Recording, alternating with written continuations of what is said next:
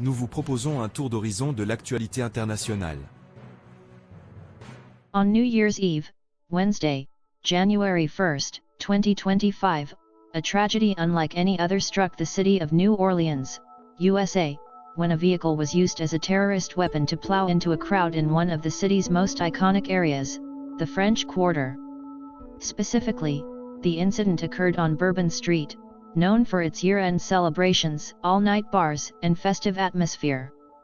This attack had a devastating toll, resulting in at least 15 deaths and about 30 others injured, including 2 police officers who were hit during the subsequent shootout.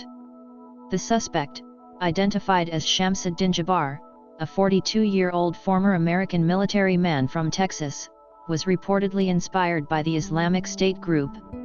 According to available information, Jabbar had served in Afghanistan as a staff sergeant between 2009 and 2010 and converted to Islam at a young age. This attack was one of the first of the year and was immediately labeled as terrorist by local and federal authorities.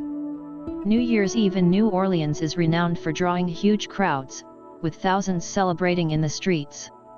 The festivities were underway when Jabbar, driving a white pickup truck, deliberately crashed into the crowd around 3:15 a.m. The speed at which he bypassed security barriers and the precision of his trajectory suggest a clear intent to maximize damage. After hitting several pedestrians, Jabbar allegedly pulled out a firearm, creating a scene of chaos and terror. Witnesses at the scene described the horror of seeing a vehicle speeding into the crowd, knocking everyone down, followed by gunfire. The usually joyous and vibrant neighborhood turned into a scene of horror. Emergency services had to navigate through the chaotic scene to assist the victims, some of whom were severely injured. The law enforcement response was swift, though not without danger. 2 police officers injured in the exchange of gunfire with Jabbar were hospitalized but are in stable condition. The suspect was killed by police after attempting to flee the scene.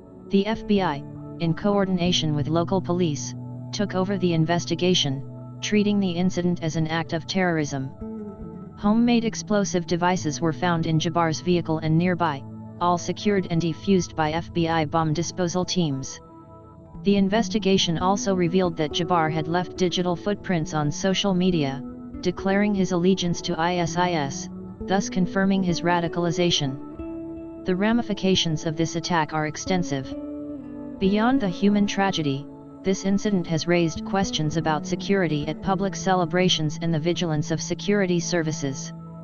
The FBI has opened a witness hotline to help identify any possible accomplices of Jabbar, as there are indications he might not have acted alone. Concurrently, investigators are looking into a possible connection with another incident that occurred on the same day in Las Vegas, where a Tesla Cybertruck exploded in front of a Trump hotel, causing 1 death.